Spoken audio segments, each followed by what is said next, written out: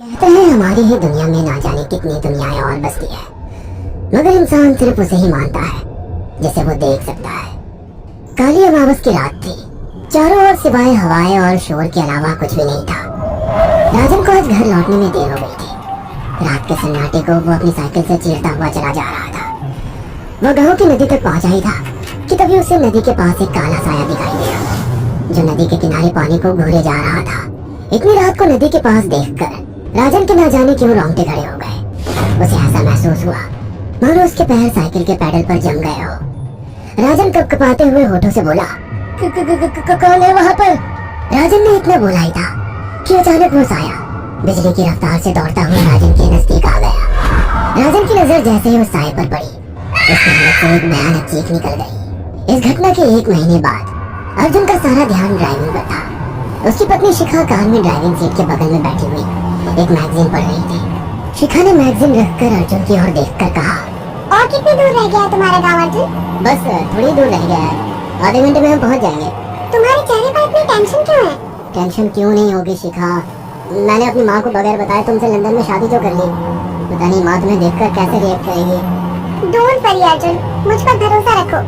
तुम्हारी माँ को मनाने की जिम्मेदारी मेरी है। आई होप शिखा ऐसा ही हो। यकीन मानो अगर ऐसा हुआ ना तो मेरे ऊपर से एक बहुत बड़ा बोझ उतर जाएगा। हम मुस्कुरा भी दो यार।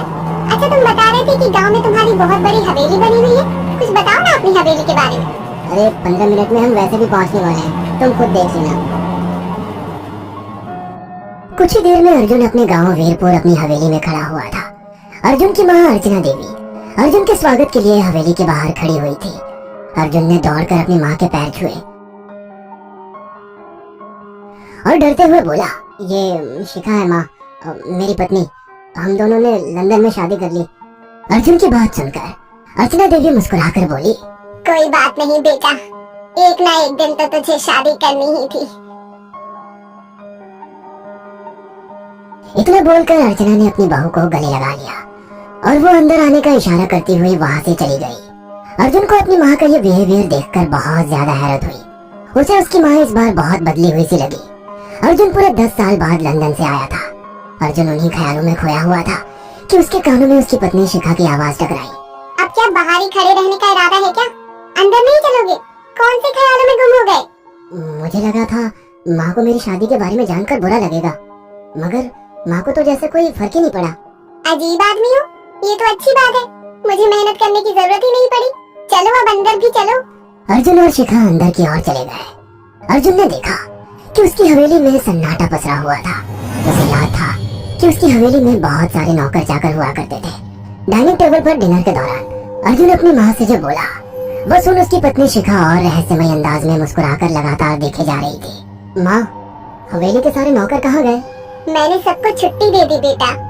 लेकिन क्यों माँ, तुम्हें तो काम करने में बहुत ज्यादा तकलीफ होती होगी। नहीं बेटा, मुझे कोई तकलीफ नहीं होती। कुछ वक्त से मुझे सुकून और सन्नाटा अच्छा लगता है। अर्जुन इससे पहले अपनी माँ से कुछ कहता कि उसकी माँ ने उसे बोलने से रोक दिया। अर्जुन चुपचाप खाना खाने लगा। खाने के बाद अर्जुन और शिखा बेडरूम में चले गए। अर्जुन बेड पर सोच में लेटा हुआ था कि अचानक शिखा अर्जुन से लिपट गई और वासना का तूफान अपने चरम पर पहुंच गया था। अचानक शिखा को दरवाजे पर 2 लाल लाल आंखें दिखाई दी। उसे ऐसा लगा जैसे कि कोई उसे देख रहा हो। शिखा ने तुरंत बेड से उठकर अपने कपड़े पहन लिए। क्या हुआ शिखा? अर्जुन, मुझे ऐसा लगा जैसे कोई हम दोनों को देख रहा हो। पागल हो गई हो क्या? हवेली में सन्नाटा पसरा हुआ है, एक भी नौकर चाकर नहीं है। तुम्हें वहम हुआ होगा। तुमने तो सारा मूड खराब कर दिया शिखा, अब सो जाओ।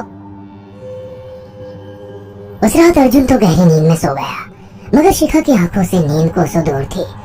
अगली सुबह शिखा जल्दी उठकर किचन की ओर चली गई, मगर उसने देखा कि उसकी सास अर्चना नाश्ता तैयार कर चुकी थी। माँ, आपने तकलीफ क्यों की? मुझे बुला लेती आप। शिखा की बात सुनकर उसकी सास अजीब से अंदाज में शिखा की ओर देखने लगी। उनके देखने के अंदाज में पता नहीं ऐसा क्या था कि शिखा को अपने रोंगटे खड़े होते हुए महसूस हुए। अर्चना धीरे धीरे करीब कदमों से शिखा के करीब आकर बोली, कोई बात नहीं बेटी, तुम्हें अब यहीं रहना है। तुम सिर्फ मेरे बेटे के साथ प्यार से रहो और जल्दी से मुझे एक पोता दे दो। काम की चिंता मत करो, वो सब मैं कर लूंगी। कुछ ही दिनों के बाद अर्चना गर्भवती हो गई। उसे हवेली में रहते हुए 6 महीने से ज्यादा वक्त हो चुका था और इन 6 महीनों में उसने नोट किया कि जब से वो गर्भवती हुई है उसकी सांस अचानक से आकर उसके पेट पर हाथ फेरने लगती और अजीब से अंदाज में उसके पेट को घोटने लगती। शिखा ने तंग आकर अर्जुन से कहा, अर्जुन, मुझे तुम्हारी माँ का बिहेवियर बड़ा अजीब लगता है। तुम्हारी माँ जब देखो मेरे पेट पर आकर हाथ फेरती रहती है। अरे माँ को अपने पोते के आने का बेसब्री से इंतजार है शिखा, इसमें अजीब लगने वाली क्या बात है? मैं तुम्हें कैसे समझाऊं? मैंने माँ की आंखों में एक अजीब सी चमक देखी है। कैसी चमक? शिखा के मुंह से अचानक से एक अल्फाज निकल गया, जैसे किसी डायन की आंखों में होती है। शिखा की बात सुनकर अर्जुन का गुस्सा 7वें आसमान पर पहुंच गया। वो गुस्से से चीखते हुए बोला, खबरदार शिखा, आगे एक शब्द मेरी माँ के खिलाफ मत निकालना, नहीं तो मुझसे बुरा कोई नहीं होगा। तुम्हें शर्म आनी चाहिए शिखा। जब से तुम यहाँ पर आई हो तब से मेरी माँ तुम्हारी कितनी चिंता करती है।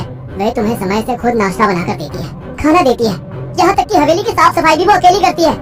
क्या बोलूं अब तुमसे, शर्म आती है मुझे तुम्हें अपनी पत्नी कहते हुए।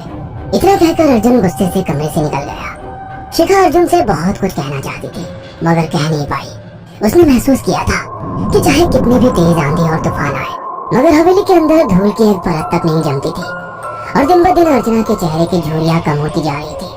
ऐसा लगता था मानो वो जवान हो रही हो। शिखा के अब 9 महीने कंप्लीट हो चुके थे और एक रात अचानक उसे प्रेगनेंसी पेन होने लगी। वो दर्द से तड़पने लगी। ये देखकर अर्जुन घबरा गया। वो दौड़ा दौड़ा माँ को बुलाकर लाया और बोला, माँ, हमें तुरंत शिखा को किसी अच्छे हॉस्पिटल में एडमिट कराना होगा। अर्जुन ने देखा कि उसकी माँ ने उसकी बात को सुनाई नहीं।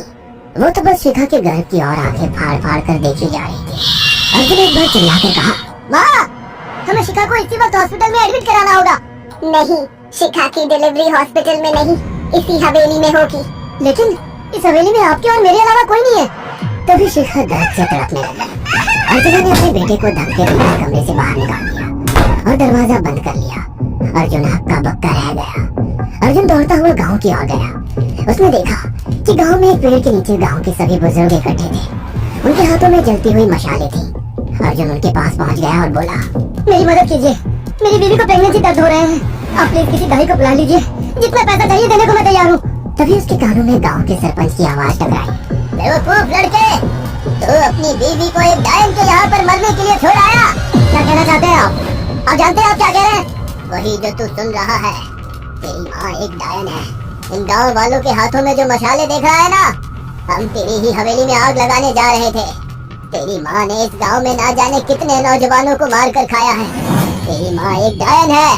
लगता है आपका दिमाग खराब हो गया है। आप जानते भी हैं मैं कौन हूँ? हाँ, मैं जानता हूँ। तू ठाकुर धीरेन्द्र प्रताप का बेटा है। तेरे पिता को शक हो गया था कि तेरी माँ एक डायन है, इसीलिए उन्होंने तुझे हमेशा उससे दूर रखा। पहले तेरी माँ ने तेरे पिता को मारा और धीरे धीरे करके वह हवेली के सारे नौकरों को मार कर खा गई और फिर गांव वालों को भी मारने लगी। और अब तो तेरे होने वाले बच्चे को खाएगी, क्योंकि डायन को नवजात शिशु का मांस खाना बहुत पसंद होता है। अगर मेरी बात पर यकीन नहीं है तो चलकर मेरे साथ तो खुद अपनी आंखों से देख ले। इतना कहकर सरपंच अर्जुन को लेकर हवेली की ओर चल पड़ा। उसके पीछे कई लोग थे जो जलती मशाले पकड़े हुए थे। हवेली के अंदर घुसकर उन्होंने उस कमरे के दरवाजे को तोड़ दिया जहाँ पर शिखा थी। कमरे का मंजर देखकर अर्जुन के रोंगटे खड़े हो गए। उसने देखा कि उसकी माँ एक बेहद भयानक रूप में उसके बच्चे का मांस खा रही थी और उसकी पत्नी शिखा फर्श पर मरी हुई पड़ी थी और पूरा फर्श खून से लाल था। अर्जुन को अपनी आंखों पर यकीन नहीं आ रहा था कि तभी उसकी माँ उसके ऊपर झपटी। सरपंच ने चीखकर कहा, अरे इस डायन को आग लगा दो, जिंदा जला दो इसे और साथ ही हवेली को भी। सभी लोगों ने जलती हुई मशाले डायन के ऊपर फेंक दी। देखते ही देखते डायन दर्द से चीखने और चिल्लाने लगी और कुछ ही देर में वो जलकर राख हो गई। हवेली में आग लगते ही सभी लोग अर्जुन को खींचकर बाहर ले आए। अगले दिन अर्जुन अपनी पत्नी की यादें साथ लेकर आंखों में आंसू लिए दोबारा लंदन वापस चला गया। अगर आपको हमारी ये कहानी पसंद आई हो तो इसे लाइक और शेयर करना ना भूलें।